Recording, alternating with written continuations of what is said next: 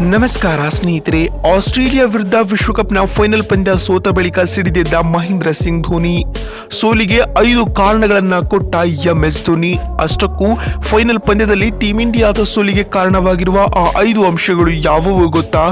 ಇದ್ರ ಬಗ್ಗೆ ಇವತ್ತಿನ ಈ ಒಂದು ವಿಡಿಯೋದಲ್ಲಿ ಸಂಪೂರ್ಣವಾಗಿ ತಿಳಿಸ್ಕೊಡ್ತಾ ಹೋಗ್ತೀನಿ. ಸೊ ಹಾಗಾಗಿ ದಯವಿಟ್ಟು ಈ ವಿಡಿಯೋವನ್ನ ಕೊನೆವರೆಗೂ ನೋಡಿ ಸ್ನೇಹಿತರೆ. ಅದಕ್ಕಿಂತ ಮುಂಚೆ ನೀವು ಕೂಡ ಎಂಎಸ್ ಧೋನಿ ಹಾಗೂ ಟೀಂ ಇಂಡಿಯಾದ ಅಭಿಮಾನಿಗಳಾಗಿ ಈ ವಿಡಿಯೋವನ್ನ ನೋಡುತ್ತಿದ್ದರೆ ತಪ್ಪದೆ ಈ ಕೂಡಲೇ ಈ ವಿಡಿಯೋಗೊಂದು ಲೈಕ್ ಮಾಡಿ. ಹೌದು ಸ್ನೇಹಿತರೆ, ದಕ್ಷಿಣ ಆಫ್ರಿಕಾದ ಸಹಾರಾ ಪಾರ್ಕ್ ನಲ್ಲಿರುವ ವಿಲೋಮೂರ್ ಕ್ರಿಕೆಟ್ ಸ್ಟೇಡಿಯಂನಲ್ಲಿ ನಡೆದ ಭಾರತ ಹಾಗೂ ಆಸ್ಟ್ರೇಲಿಯಾ ನಡುವಿನ ಅಂಡರ್ 19 ವಿಶ್ವಕಪ್ನ ಫೈನಲ್ ಪಂದ್ಯದಲ್ಲಿ ಉದಯ್ ಸಹಾರಾ ನೇತೃತ್ವದ ಟೀಂ ಇಂಡಿಯಾವನ್ನ ಮಣಿಸಿದ ಆಸ್ಟ್ರೇಲಿಯಾದ ಯುವ ಪಡೆಯು ಸತತ 4ನೇ ಬಾರಿ ವಿಶ್ವಕಪ್ನ ಕಿರೀಟವನ್ನ ಮುಡಿಗೇರಿಸಿಕೊಂಡಿದೆ ಸ್ನೇಹಿತರೆ.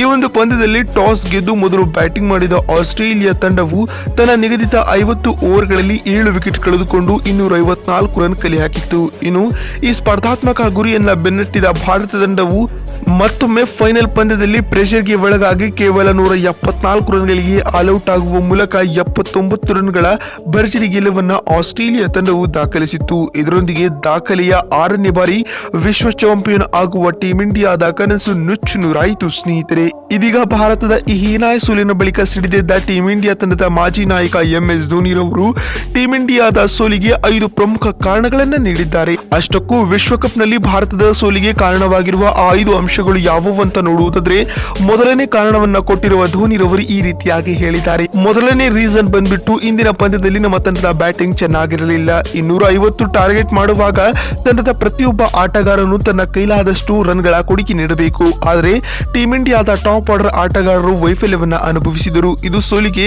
ಪ್ರಮುಖ ಹಾಗೂ ಮೇನ್ ರೀಸನ್ ಆಯಿತು ಎಂದು ಎಂಎಸ್ ಧೋನಿ ಹೇಳಿದ್ದಾರೆ.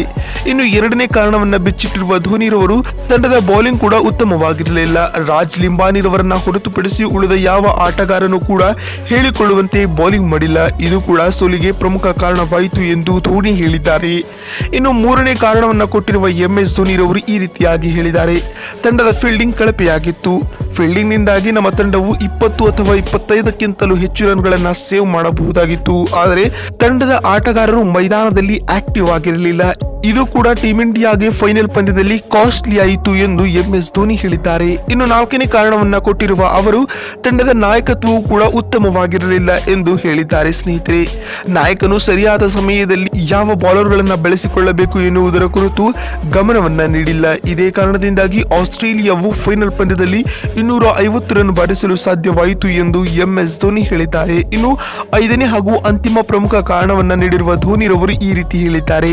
ಅಂಪೈರ್ಗಳು ಕೂಡ ಆಸೀಸ್ ತಂಡದ ಪರ ಡಿಸಿಷನ್ಸ್ ಗಳನ್ನ ನೀಡುತ್ತಾ ಬಂದರು. ಇದು ಕೂಡ ನಮ್ಮ ತಂಡದ ಸೋಲಿಗೆ ಪ್ರಮುಖ ಕಾರಣವಾಯಿತು ಎಂದು ಎಂಎಸ್ ಧೋನಿ ಹೇಳಿದ್ದಾರೆ ಸ್ನೇಹಿತರೆ. ನೋಡಿದ್ರಲ್ಲ ಬಂಧುಗಳೇ, ವಿಶ್ವಕಪ್ನ ಫೈನಲ್ ಪಂದ್ಯದಲ್ಲಿ ಟೀಂ ಇಂಡಿಯಾದ ಸೋಲಿಗೆ ಕಾರಣವಾಗಿರುವ ಆ 5 ಕಾರಣಗಳು ಯಾವುವು ಅಂತ ತಿಳಿಸಿಕೊಡುವ ನಮ್ಮ ಈ ಪ್ರಯತ್ನ ನಿಮಗೆ ಇಷ್ಟವಾಗಿದ್ದಲ್ಲಿ ತಪ್ಪದೆ ಈ ಕೂಡಲೇ ಈ ವಿಡಿಯೋಗೊಂದು ಲೈಕ್ ಮಾಡಿ. ವಿಡಿಯೋವನ್ನ ಇಲ್ಲಿವರೆಗೂ ನೋಡಿದ್ದಕ್ಕಾಗಿ ಧನ್ಯವಾದಗಳು. ಮತ್ತೊಂದು ವಿಡಿಯೋದಲ್ಲಿ ಸಿಗ್ತೀನಿ. ಅಲ್ಲಿವರೆಗೂ ನಮಸ್ಕಾರ.